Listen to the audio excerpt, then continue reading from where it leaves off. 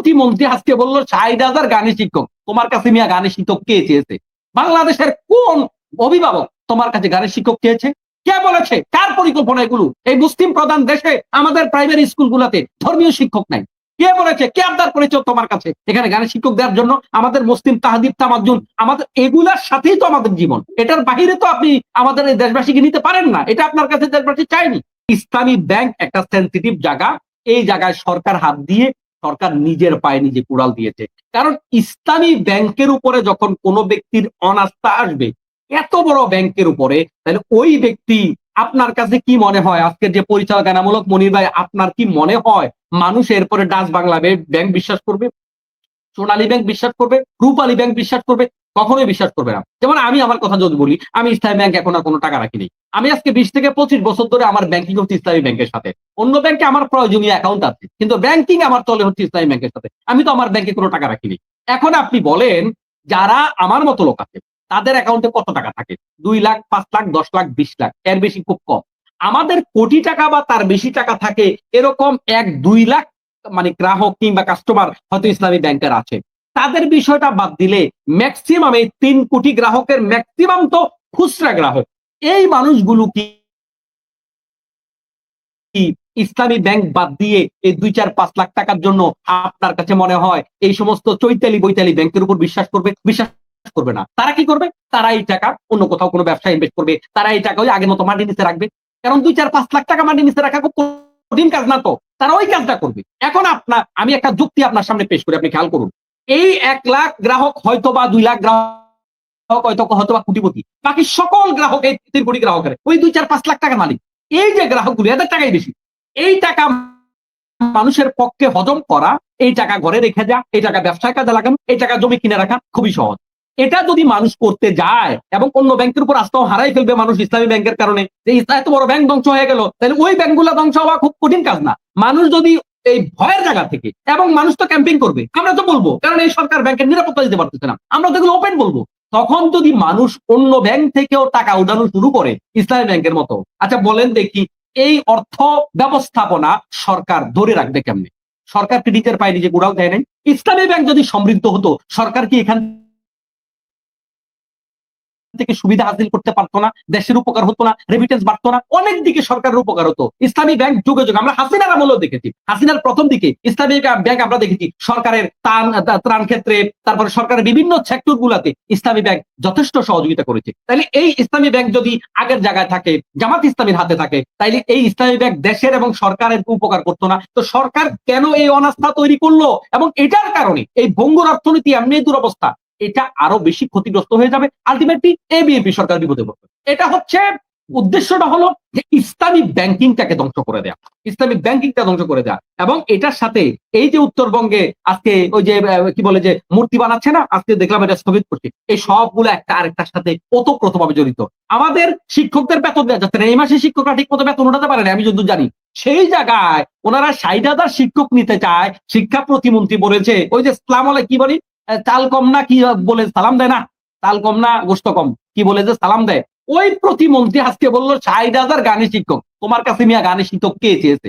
বাংলাদেশের কোন অভিভাবক তোমার কাছে গানের শিক্ষক চেয়েছে? কে বলেছে? কার পরিকল্পনা এগুলো? এই মুসলিম প্রধান দেশে আমাদের প্রাইমারি স্কুলগুলোতে ধর্মীয় শিক্ষক নাই। কে বলেছে? কে আবদার করেছে তোমার কাছে এখানে গানের শিক্ষক দেওয়ার জন্য? আমাদের মুসলিম তাহাদিব তামাজ্জুন আমাদের এগুলার সাথেই তো আমাদের জীবন। এটার বাহিরে তো আপনি আমাদের এই দেশবাসীকে নিতে পারেন না। এটা আপনার কাছে দেশবাসী চায়নি। তাইলে এই মানুষগুলো আসলে এগুলা বিচ্ছিন্ন ঘটনা নয়, এরা মূলত সবাই মিলে এখানকার ভারতের প্ররোচনা, এখান থেকে ইসলামী যা যা আছে, তিনি যা যা আছে, ওইটাকে তারা ডিলেট করতে চায়। এটা কিন্তু খেলনা নয়। কারণ তারা ভেবেছে ইসলামী ব্যাংকটা যদি বন্ধ করা যায়, তাইলে এই ব্যাংকের টাকা তো ঢাকা ব্যাংকে, আব্বাস সাহেবের ব্যাংকে রাখবে। এই ব্যাংক মনে হয় ন্যাশনাল ব্যাংকে, ওই যে কি বলে যে বিএনপি নেতা ন্যাশনাল নেতার ব্যাংক ন্যাশনাল ব্যাংকে রাখবে। এটা মনে করবার কোনো কারণ নাই। ইসলামী ব্যাংকে অনাস্থা আসার পরে এই জাতি কিন্তু নতুন পথ বেছে নেবে। এই জাতি ব্যাংকিং ব্যবস্থায় একেবারে যারা আমদানি রপ্তানির ব্যবসা করেন, বা যেই ব্যবসাগুলো ব্যাংক ছাড়া চলে না, সিসি ছাড়া চলে না, হ্যাঁ, এই জাতীয় যে ব্যাপারগুলো, এরা ছাড়া বাকিরা আর ব্যাংকে টাকা রাখবে না। যেমন আমার মতো মধ্যবিত্ত মানুষ যারা আছে, আমাদের আয় খুব সামান্য, এই টাকা আমি চাইলে আমি লুকিয়ে রাখতে পারি আমার ঘরে। আবার আরেকটা বিষয় আমি দেখেছি, মানে সরকার যে কত বড় বড় ভুল করছে।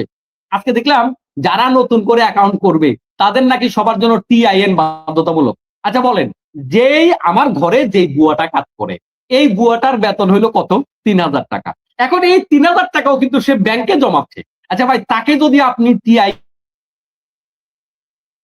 ধরাইয়া দেন আর বছর শেষে যদি তাকে সরকারকে মিনিমাম কর্তা দিতে হয়, তাও সেটা ৩,০০০, সেটা দাখিল করা থেকে শুরু করে সবটা মিলে ৫-৭ হাজার টাকাও খরচ হয়ে যায়। তাইলে এই মহিলা, এই সাধারণ একজন কর্মচারী, সে কয় টাকা আয় করে, তাকে যদি এই করের আওতায় আনা হয়, আপনি বলেন। এরকম আমি তো একটা বুয়া দিয়ে উদাহরণ দিলাম।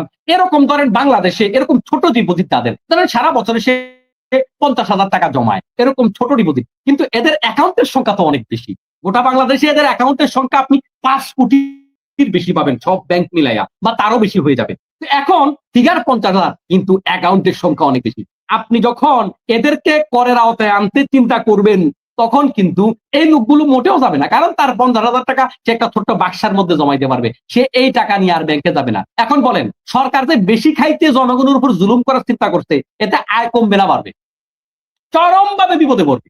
সরকারের প্রতিটা পদক্ষেপ আমার কাছে মনে হচ্ছে এগুলো ভারত থেকে প্ল্যানিং করে দিচ্ছে বিএনপিকে বিপদে ফেলাবার জন্য। কারণ আমাদেরকে যে দেশের মানুষ পিটাইয়া পাটাইয়া দেশ থেকে বিদায় করেছে, ওই দেশের মানুষকে আমরা আর ভালো থাকতে দিব না, ওই বিএনপিকে আমরা আর ভালো থাকতে দিব না। তারা যদিও বাংলাদেশের ম্যাক্সিমাম কমিটিতে ছাত্রদল ছাত্রলীগকে নিয়েছে, বিএনপি ম্যাক্সিমাম কমিটিতে আওয়ামী লীগকে নিয়েছে, যদিও তারা অন্যদের গুপ্ত বলে, কিন্তু আসলে তাদের কমিটিতে যেই পরিমাণ আওয়ামী লীগ আছে বাংলাদেশের আর কোন দলে নাই। সব দলে ২-৪-৫ জন আছে, এটা অস্বীকার করার সুযোগ নেই। ২-৪-৫ জন দিয়া কোনো কিছু মূল্যায়ন করা যায় না, হয় না, কিন্তু তাদের সবচেয়ে বেশি আছে। ওই লোকগুলা যারা এভাবে আওয়ামী লীগকে জায়গা দিয়েছে, ওই আওয়ামী লীগ কিন্তু চায় যে বিএনপি বিপদে পড়ে যাক, দেশ ধ্বংস হয়ে যাক, তারা বেকায়দায় পড়ুক, তারা আমাদের পিটায় ধরেছে। সেই প্ল্যানের অংশ হিসাবে এই যে টিআইএন বললাম, এইটা একটা মানে বাজে সিদ্ধান্ত হয়েছে। কারণ এটার কারণে মানুষ ব্যাংক থেকে দূরে চলে যাবে, ইসলামী ব্যাংকের কারণে ব্যাংক থেকে দূরে সরে যাবে, এগুলার কারণে প্রতিটাই সরকারের বিপদে পড়ার মতো রাস্তা। এজন্য আমি বলবো, সরকারের মধ্য থেকে যারা এমপি আছেন, মন্ত্রী আছেন, যদিও অশিক্ষিত লোক বেশি এখানে, আন্ডার মেট্রিক আছে প্রচুর, মেট্রিক আছে প্রচুর, এই ২০২৬ সালে এরকম মন্ত্রী, এরকম এমপি, এগুলো আসলে আমরা কামনা করি না। তারপরেও যারাই আছেন ২-৪ জন প্রবীণ পুরাতন, আমি অনুরোধ করব তারা যেন অবশ্যই এই জায়গা থেকে ফিরে আসেন এবং জনকল্যাণকর বাজেট, জনকল্যাণকর সিদ্ধান্ত, জনকল্যাণকর আইন যেন তারা পাস করান, যেন জাতি একটা ভালো কিছু আপনাদের কাছে আশা করতে পারে, আপনারাও বিপদে না পড়েন, জাতিও বিপদে না পড়ে, এই প্রত্যাশাই আমরা করছি। এবং আপনারা সঠিক ট্র্যাকে থাকলে আমরা অনলাইনে অফলাইনে